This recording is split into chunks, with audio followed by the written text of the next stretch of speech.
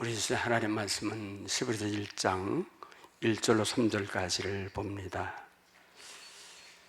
히브리서 1장 1절로 3절까지, 우리 1절은 제가 보고 2절은 여러분이 보고 3절은 같이 봅니다. 이제 선지자들을 통하여 여러 부분과 여러 모양으로 우리 조상들의 말씀하신 하나님이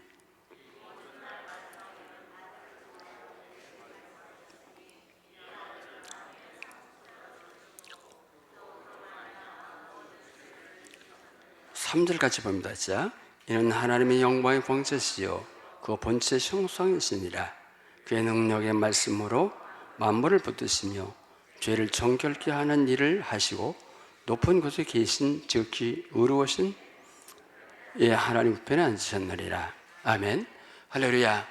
저 오래전부터 우리가 히브리서 강해를 하기로 원했지만 우리가 두 가지 이유 때문에 못했습니다. 하나는 뭐냐면, 히브리서 보면 많은 여러분 신앙의 위인들이 나옵니다. 근데 내가 그처럼 살지 못하니까 참 히브리서 강의가 어렵다. 또 하나는 저 히브리서를 읽으면 많은 은혜를 받았다고 말했는데 왜 받은 은혜만큼 전할 수 있을까? 그래서 히브리서를 강의하지 못했습니다. 근데 우리 히브리서를 보면 우리가 예수님에서 아주 정확하게 여러분 우리에게 가르쳐주고 있어요. 우리가 어디 가서 우리 예수님에 대해서 말하라면 얼마나 말할 것 같습니까? 1시간, 2시간 말할 수 있습니까? 아니면 10분, 20분 말할 수 있습니까? 우리 예수님에 대해서 정말 내가 따르고 내가 믿고 내 인생을 걸었다면 우리 아마 하루 종일 말해도 예수님에 대해서 말할 수가 없어야 돼요. 왜 그렇지 못하다면 여러분 예수님을 잘 모르시는 거예요.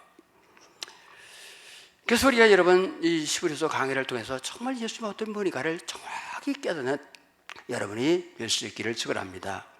히브리서를 어떻게 쓰여지게 됐을까? 써진 동기는 대부분 우리 서신서를 보면 누구에 기록됐다는 여러 내용이 기록되어 있어요. 그래서 로마서부터 쭉 보면 사도 바울이 누구에게 전했다, 썼다. 그래서 모든 곳에서 다 있지만 이 히브리서는 누구에게 썼다는 말이 없어요. 그래서 정정으로 이것이 채택될 때도 이 정경이 될 거냐 안 될 거냐를 많이 의논했던 말씀입니다. 근데 히브리서는 우리가 읽어보면 정확히 누가 누구에 쓴지는 모르지만 누구에 썼다는 걸 알고 있어요. 누가 썼다는 걸 거의 이렇게 알고 있어요. 이름은 모르지만 그건 뭐냐면 유대교회에서 여러분 기독교로 개종한 사람들을 위하여 이 서신이 쓰여졌다.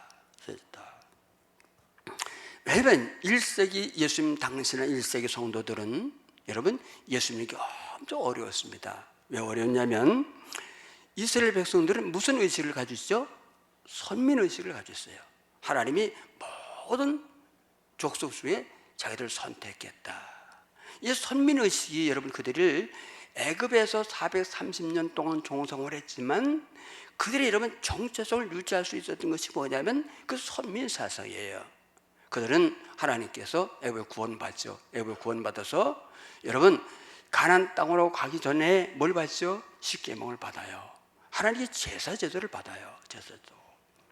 그래서 예수님 당시만 해도 여러분 예배가 아니라 제사를 드렸어요. 어디서 할 수 있죠? 예수님이 성전을 성결케 하신 것을 보면 그 돈 바꾸고 여러분 짐승을 파는 사람들 다 상을 엎어버리잖아요.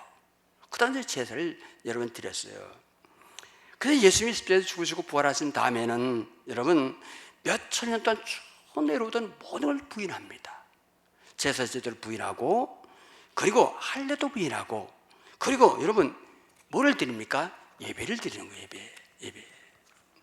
그러니까 그들이 여러분 히브리인들 중에서 그들이 볼 때는 참 예수님에서 이해를 못하는 거예요. 이해가 안 되는 거예요. 자기들이 쭉 지켰던 모든 것을 다 부인하는 거예요. 제사도 부인하죠. 그뿐만 아니라 여러분 뭘 부인합니까? 여러분 대제사장 다 부인하는 거예요. 그래 그들에게 이런 핍박을 받을 수밖에 없었어요. 그 유대인들이 볼 때는 예수 믿는 사람들이 어떤 사람들이었습니까? 배도자, 이해할 수 없는 사람들, 모든 걸 다 부인하는 여러분 이단과 똑같았습니다. 그리고 여러분 그 당시 예수님은 여러분 어떤 사람 어떻게 죽었습니까? 반란군 만도 못한 그 죄인보다도 못한 사람은 죽었어요. 그를 믿는다는 건 도저히 그들이 여러분 이해가 안 됐어요. 이해가. 그래서 이런 기독교들을 아주 무섭게 핍박을 했습니다. 차보다 옥에다 가두고 때리고, 심지어 스데반 같은 사람은 그 복음을 전할 때 돌에 맞아 죽었어요. 그래서 동족의 내친자들 그뿐만 로마 사람들에도 엄청난 핍박을 받았습니다. 로마 핍박을 여러분 아시죠? 그래서 그들은 모든 걸 다 뺏겼어요. 직장도 뺏겼어요. 가진 것도 뺏겼어요. 다 뺏겼어요. 그리고 공동체에서 버림을 받는 거예요. 공동체. 그래서 사람들이 조롱도 심했습니다. 너희들이 구원을 받는 데들이 구원이 그거냐는 거예요. 예수 믿고 핍박받고 욕먹고 가진 거 뺏기고 직장 뺏기고, 응? 그것이 그게 구원이라는 거예요. 그리고 여러분 너희들 봐라. 예수님이 죽었다 다시 부활하시고 다시 온다고 말했는데 30년이 지났다. 30년이 지났다. 그러고도 너희가 예수를 믿느냐? 응? 뭐 내 예수를 믿느냐? 그래서 그들이 마음이 흔들리기 시작했어요. 우리 2장에 가보면 마음이 흔들립니다. 마음이 흔들려서 그들이 생각합니다. 우리가 이래고도 예수를 믿어야 되는 건가? 우리 꼭 이렇게 우리 예수를 믿어야 되는 건가? 그래서 주일이면 빠지는 사람들이 생겼어요. 그 예수를 믿는 믿음을 버리려고 하는 배도자하는 사람들이 생겼어요. 근데 시브리 기자를 그들을 그냥 볼 수 없어서 그들에게 편지를 쓰는데 그것이 바로 시브리서예요. 시브리의 내용은 뭡니까? 이 세상 그 어떤 것보다 예수님은 귀한 분이다. 할렐루야. 여러분, 우리가 가진 재산보다도 귀하고 우리 생명보다도 귀하고 이 세상 무엇보다도 귀하다는 거예요. 너희가 목숨을 잃어도 좋다. 재산을 뺏겨도 좋다. 예수님이 더 귀한 분이라는 걸 그들이 알려줘야 했는데, 그것이 여러분 뭐냐? 시브리서를 쓰게 된 배경이에요. 배경. 우리 이 배경을 다 이해를 하시고 시브리서를 봐야 이 시브리서 이해가 됩니다. 그 때문에 이 시브리서가 어려워요. 여러분이 예수를 얼마나 소중하다고 생각하십니까? 여러분 가진 재산이나 여러분 직업이나 아니면 여러분 생명이나 여러분 모든 것보다도 소중하다고 생각을 드십니까? 다 버리고도 난 다 버릴 수 있다. 난 직업도 버린다. 가족에도 다 버림받는다. 동족에도 다 버림받는다. 사람들 다 조롱받고 버림받는다. 그리고 예수 믿을 자신 있습니까? 생멸받을 자신 있으신가요? 그렇지 않다면 여러분은 이 시브리서가 여러분에게 필요한 거예요. 믿을 수 있기를 축원합니다. 여기 시브리서를 여러분 보면서 여러분 이런 믿음을, 예수보다 귀한 것 없다고 하는 믿음을 갖는 여러분이 되어질 수 있기를 축원합니다. 할렐루야. 또 예수님이 유대교에서 주장하는 거, 귀하다고 보는 게 있어요. 유대교는 뭘 귀하게 봅니까? 선지자, 제사장, 그리고 뭘 귀하게 보죠? 모세. 이 모든 것보다 예수님은 비교할 수 없이 귀한 분이다. 할렐루야. 그래서 유대인들이 귀하게 보는 모든 것을 비교를 해요. 예수님과 비교를 해요. 그보다 훨씬 뛰어나다는 거예요. 예수님은 성경에 나오는 모든 사람, 그 모든 것보다 예수님은 뛰어나다. 성전보다도 뛰어나다. 그거를 말해주는 거예요. 오늘은 뭐냐면 선지자보다 예수는 뛰어난 분이다. 누구보다? 선지자보다. 왜냐하면 그 유대인들에게도 선지자는 대단했습니다. 왜 대단했습니까? 선지자가 이렇게 말씀할 때 어떻게 말합니까? 여호와께서 말씀하시되, 여호와께서 말씀하셨느니라. 그래서 선지자의 말을 누구의 말로 들었어요? 하나님의 말씀을 들은 거예요. 다윗이 범죄하고 나서도 다윗이 나단 선지 책망할 때 그 말을 듣고 회개하는 게 뭐 때문입니까? 그 말이 하나님의 말씀으로 들린 거예요. 하나님의 말씀의 대언자. 하나님의 말씀의 대언자이기 때문에 어떤 하나님처럼 봤어요. 선지자들을. 그런데 예수님은 선지자들과 비교가 안 되고 안 될 정도로 귀한 분이다. 선지자는 잽이 안 된다는 거예요. 믿기를 축원합니다.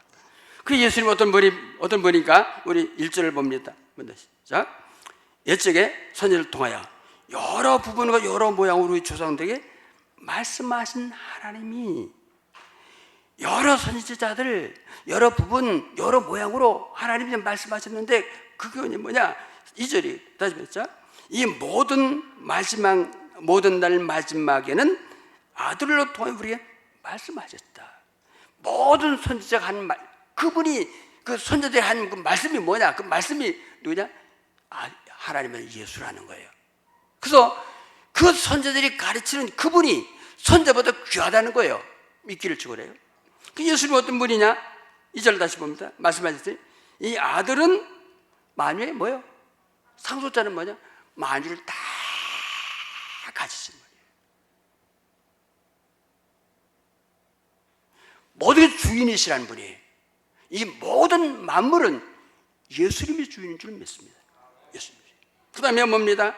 사무엘 쓰시고 또 그로 말미암아 뭐를 모든 세계가 지었다는 거예요. 우리가 보는 이 세계, 보이지 않는 세계, 모든 세계를 누가 지었다? 예수님이. 선지자와 비교한다는 거예요. 3절을 또 봅니다. 시작. 3절 따위 시작. 이는 하나님의 영광의 광채시요 그 본체 형상이라. 이건 뭐냐? 하나님과 예수님과 동일하다는 거예요. 여기 이제 2장에가 또 이제 1장 4절부터 나와요. 하나님과 예수님과 동일하다는 거예요. 동일하다. 응? 하나님은 높고 예수님은 낮고 그게 아니라 하나님과 예수님은 동일하신 분이에요. 믿어질 수 있기를 축원합니다. 할렐루야. 그 다음에 봅니다. 그의 능력의 말씀으로 만물을 붙드시면 이 모든 만물이 그분을 통해 다 붙들어가지고 돌아간다는 거예요. 할렐루야. 그걸 섭리라고 말합니다. 우주 만물입니다. 그분에게. 그리고 그 다음에 뭡니다? 죄를 정결케 하신 일을 하시고 높은 곳에 계신 지극히 크신 이의 우편에 앉으셨다는 거예요. 모든 죄를 해결하여 하나님이 우편에 앉으셨다. 하나님이 우편에 앉으셨다는 말은 뭐냐면 두 가지 의미가 있습니다. 그 뭐냐면 예수님이 이때 오실 때 뭘로 오셨어요? 대제사장 오셨어요. 대제사장 오셨어요. 대제사장을 오셔서 근데 구약의 제사장은 뭘 합니까? 백성들이 죄를 질 때 제물을 잡아 그 백성들의 죄를 사해 주었어요. 근데 앉으셨단 말이에요. 그 일을 마치셨다는 거.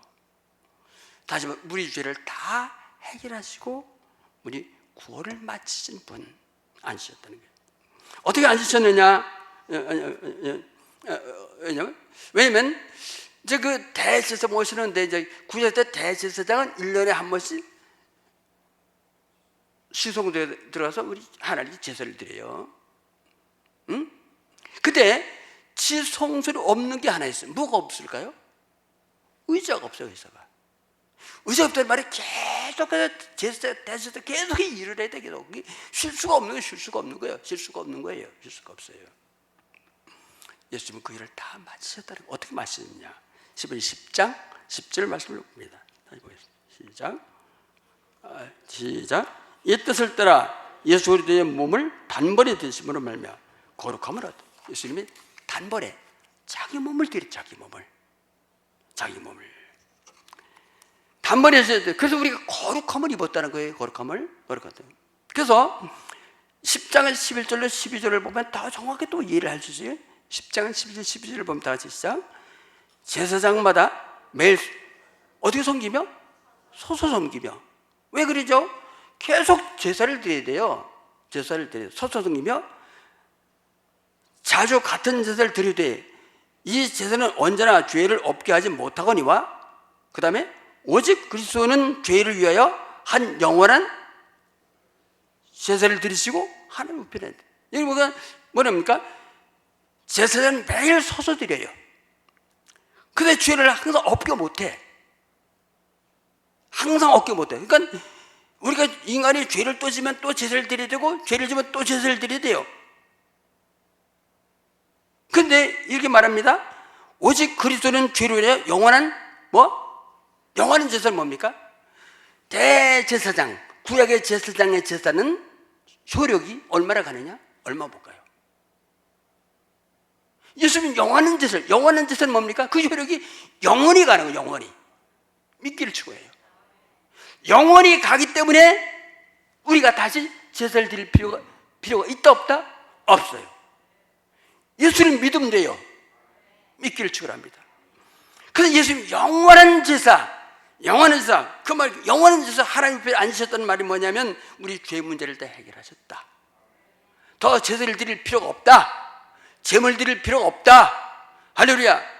죄를 해결할 바는 영원히 하나님 앞에 앉으셨다는 말은 뭐냐면 그분은 심판주로 앉으 계신다. 있기를 축원해요.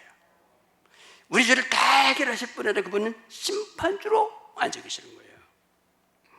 예수님은 선지자와 비교할 수 없는 분이다. 이걸 이들이가 알려주는 거예요. 그래서 여러분, 예수의 가장 존귀한 분, 가장 뛰어난 분, 그분이 예수님이라는 거예요. 근데 그 예수님이 마지막 날에 아들로 어떻게 했다? 말씀하셨다 했어요. 그분이 오셨다는 거예요. 근데 더 중요한 게 있습니다. 그건 뭐냐면 예수님이 내 안에 오신 줄 믿습니다. 참 이게 기적이요 축복이에요. 그분이 내 안에 있어요. 야, 우리 예수를 믿을 때 그분이 내 안에 계세요. 내가 그분 안에 있어요. 우리 모든 근심 걱정할 게 없어요. 왜 걱정할 게 없습니까? 그분이 내 안에 계시니까, 내가 그분 안에 있으니까 염려할 것도 없어요. 두려워할 것도 없어요. 왜 그랬습니까? 우리 그분 안에 있으니까, 내 안에 그분이 계시니까. 우리가 앞서서 막 일할 필요도 없어요. 왜 그랬습니까? 내가 그분 안에 있으니까. 우리는 사람의 눈을 속일 필요도 없어요. 속일 수도 없어요. 왜? 내가 그분 안에 있으니까. 인간의 수단을 막 쓸 필요도 없어요. 왜? 내가 그분 안에 있고 내가 그분이 내 안에 계시니까. 언제 예수를 구주로 고백할 때 믿기를 축원합니다. 우리는 내 멋대로 살 수가 없어요. 예수 안에 있기 때문에요. 예수님 내 안에 계시기 때문에요. 내 고집대로, 내 욕심대로 살 수가 없어요. 살 수가 없어요. 누굴 미워할 필요도 없어요. 원망할 필요도 없어요. 왜? 예수 안에 사니까. 할렐루야. 할렐루야. 나는 죽었어요. 나는 그리스도가 사세요. 그리스도가 사세요. 그래서 내 고집 막 필요도 없어요. 필요도 없어요.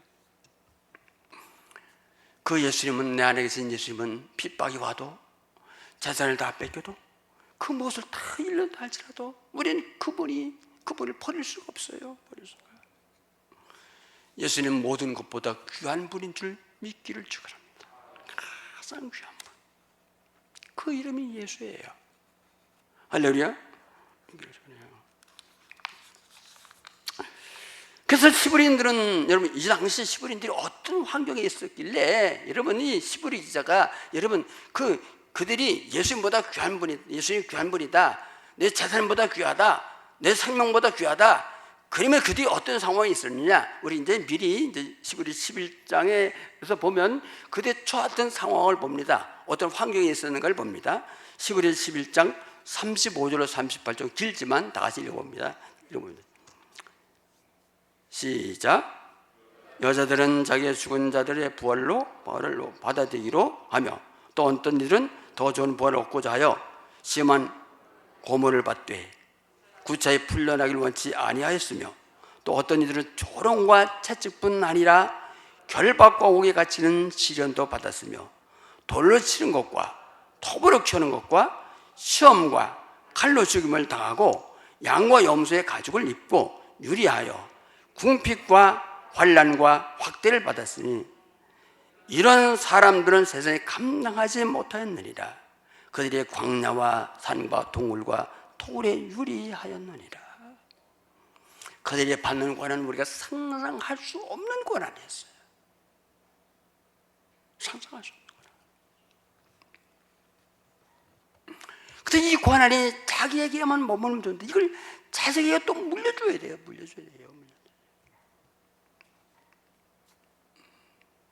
그래서 그들이 흔들렸어요. 예수를 믿어야 되는가 안 믿어야 되는가.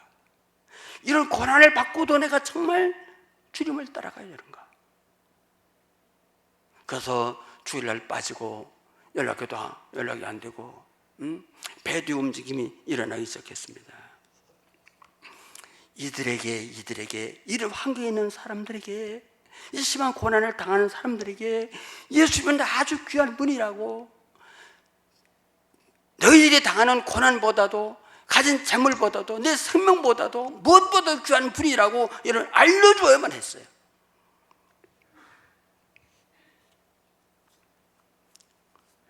예수님 귀한 분이기 때문에 너희가 어떤 시련을 당해도 다 좋다,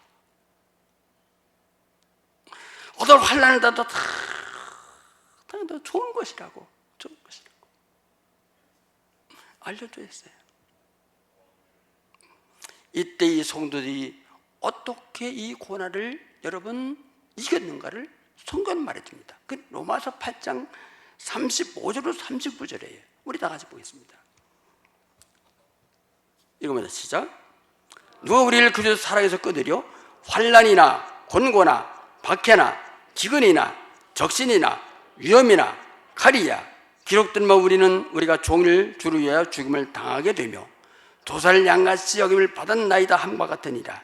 그래 이 모든 일에 우리를 사랑하시는 이로 말미암아 우리가 넉넉히 이기느니라. 내가 확신하노니 사망이나 생명이나 천사들이나 권세자들이나 현재일이나 장래일이나 능력이나 높음이나 기쁨이나 다른 어떤 피조물이라도 우리 주 예수 그리스도 안에 있는 하나님 사이를 끊을 수 없으리라. 못 끝난다는 거예요. 어떤 핍박도 못 끝난다는 거예요. 왜요? 예수님이 가장 귀한 분임을 알았기 때문에 그래요. 있기를 축원해요. 여러분, 왜 그들이 배교자들이 생기려고 했습니까? 예수님 잘 몰라서 그래요. 잘 몰라서. 예수님 똑같아요. 교회 나오다 안 나와요. 전에도 안 받아요. 왜 그렇죠? 예수님 얼마나 귀한 분인 걸 몰라서 그래요. 여러분, 예수님 얼마나 알고 계십니까? 어떤 분이라고 알고 있습니까? 만약에 저에게 우리 누구에 대해서 딱 얘기했지부터 누구 아느냐 하면 안다고 말할 거예요. 그러나 잘 모릅니다. 잘 몰라요. 왜 모를까요? 아는 것도 잘 몰라요. 우리 예수님 여러분 아는 것도 잘 모를 수 있어요. 왜 그렇습니까? 내가 누구에 대해서 아느냐 그러면 안다고 말하지만 자세히 잘 몰라요. 왜 그럴까요? 나하고 그분과 교제가 없었기 때문에 그래요. 가서 만나서 여러분 대화하고 밥 먹고 자고 생활하고 그렇지 않으면 잘 몰라요. 잘 몰라요. 예수님이 더 이 세상에 어떤 것보다 귀한 분이라는 걸 여러분 어떻게 알 수 있습니까? 그러면 매일 교제할 때 그분을 더 깊이 알아가게 되는 줄 믿습니다. 그래서 매일 성경을 읽어야 되고 하루 1시간 기도해야 되는 이유는 어떤 응답을 받기 위해서가 아니라 그분을 더 깊이 교제하면 교제할수록, 말씀을 보면 말씀을 볼수록, 기도하면 기도할수록 우리가 그분을 더 깊이 여러분 알게 되는 줄 믿습니다. 더 깊이 알게 돼요.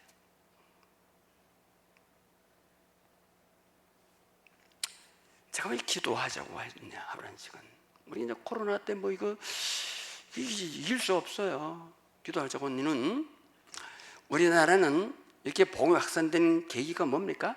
1907년도 청양에서 대부흥이 일어난 거예요. 그냥 뭐였든 그 장대교회 모였던 사람들이 다 성령 받고 죄를 회개하니까 다 공개적으로 회개하는 거예요. 경찰이 왔다 잡으러 와서 이게 서 있어. 왜? 그때 경찰도 회개했어요.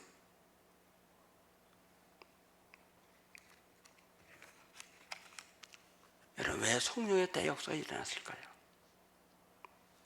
성령의 대역사가 일어나고 나도 그 다음에 얼마 안 가서 뭐가 있었죠?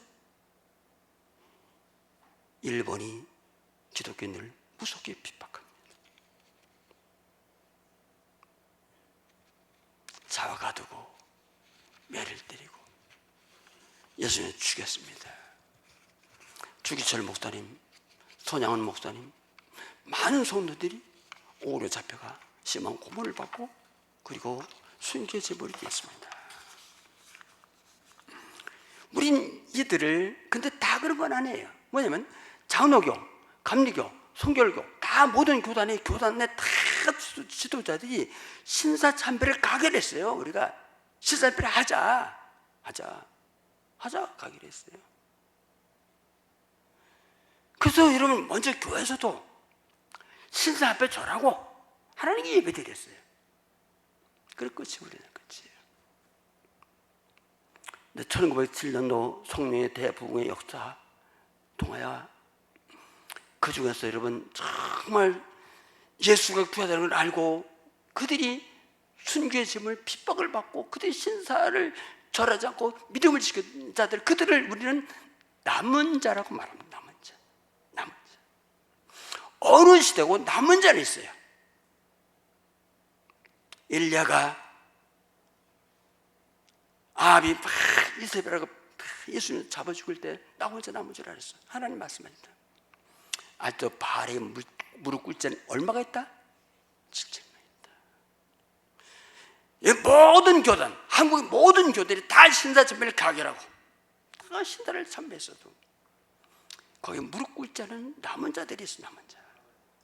그 남은 자들의 순교의 피가 오늘날 우리가 예수를 믿게 된 동기가 되는 줄 믿습니다. 우리는 시대를 깨달으셔야 됩니다. 마지막 때에 환란의 바람은 불어오고 있습니다. 환란의 바람이 불어오고 있어요. 코로나19 쉽게 멈추지 않고요. 여러분 보시죠. 그 대구에서 코로나19가 다 유전자가 틀려요. 자국이 코로나도 뭡니까? 그게 병균이 변종해가는 거예요. 이게 다 바뀌는 거예요. 이게 점 진화해가는 거예요. 앞으로 어떤 여러분 전염병 때문에 우리가 교회에 못 나올 그런 시대도 있어요. 그거 아셔야 돼요. 세계에서 가장 추운 시베리아, 가장 추울 때 영하 70도까지 내려가는데 지금 38도, 39도, 섭씨 38도, 39도를 가르쳐요. 대재앙을 예고하고 있는 거예요. 대재앙을. 유럽은 가뭄으로 몇백 년 만의 가뭄으로 앞으로 식량 위기를 닥칠 수 있다고 말합니다. 사람들이 점점 악해집니다. 공의는 없습니다. 정의도 없습니다. 공정도 없습니다. 돈의 위력은 커갑니다.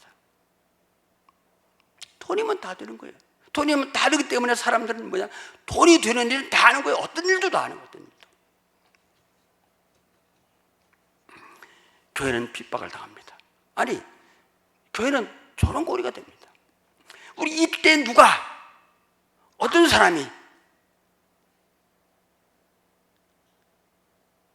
이 무서운 재앙 속에서도 이 환난의 바람에서도 누가 믿음을 지키면 누가 남은 자가 될 거냐? 누가 남은 자 말합니다. 여러분 그렇죠? 코로나가 멈추지는 우리 이 지구상 기독교는 종교는 없어진대요. 왜 없어집니까? 코로나가 없어지지 않으면 사람들이 무서워서 교회 안 나온다요. 교회 안 나오고 예배 안 드리면 기독교 없어진다는 거. 누가 죽음을 무릅쓰고 믿음을 지킬 남은 자가 되겠습니까? 여러분 남은 자가 될 수 있길 축원합니다. 또 환난과 핍박이 내가 자꾸 이 코로나가 있는데도 자꾸 예배를 강조하는 이유는 뭐 때문입니까? 사람 더 모여주기 위해서요? 아니에요. 조심해야 돼요. 코로나. 그 예배는 멈추면 안 돼요. 믿음을 지키셔야 돼요. 예배 자리에 나오셔야 돼요. 어떤 환난이 불어도 나오셔야 돼요. 우리에게 코로나가 걸린다도 그래도 나오셔야 돼요.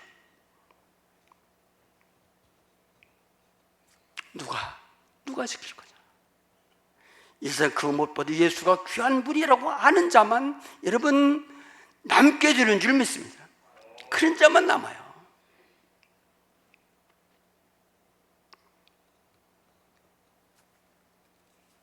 이 환난을 능히 이길 자가 누굽니까?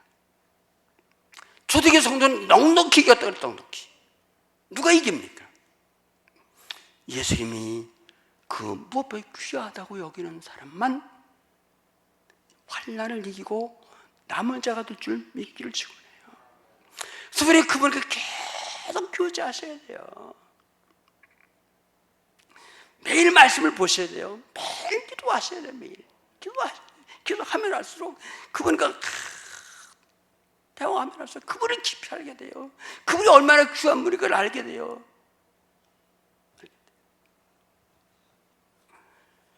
그래서 여러분 성경 읽고 하루 1시간 기도 운동 꼭 참여하시길 축원합니다. 꼭 참여하셔야 돼요. 이건 사느냐 죽느냐 문제예요. 이건 기도하느냐 문제가 아니라 사느냐 죽느냐, 내용이 사느냐 죽느냐 문제예요. 안 그래요? 믿음이 아무리 좋아도 말씀을 얼마 동안 안 들으면, 예배 참석을 안 하면, 성경을 안 보면, 기도를 안 보면, 안 하면 그 믿음은 하루아침에 무너집니다. 악한 마귀는 사자같이 산비를 두루 쳐낼 때에 누가 깨있는 자가 될 것이냐, 누가 이기는 자가 될 것이냐, 누가 남는 자가 될 것이냐. 예수님이 그 무엇보다 귀한 분이라고 여기는 분만 여러분 이기고 남는 자가 될 줄 믿기를 축원합니다. 기도하겠어요. 하나님 아버지, 은혜를 감사드립니다. 시브리서 기자는 말합니다. 환난을 당하냐 핍박을 당하느냐 모든 걸 다 이룰 수 있느냐? 그러나 예수님은 그보다 다 귀한 분이라고, 이 세상 가장 귀한 분이라고, 뭐가 비교할 수 없는 분이라고, 그분을 잊어서는 안 된다고, 그분을 버려서는 안 된다고 말하고 있습니다. 우리 사는 시대는 마지막 때 환난 시대를 향하여 달려가고 있습니다. 이때 누가 이 세대를 지키고, 누가 예배를 드리고, 누가 남는 자가 되고, 누가 하나님 앞에 넉넉히 이기겠습니까? 말씀을 보고 기도하고 매일 그분과 교제하여 그분이 얼마나 소중한 분인 걸 아는 사람만 남는 자가 될 줄 믿습니다. 승리자 되게 도와주옵소서. 예수님의 이름으로 기도합니다.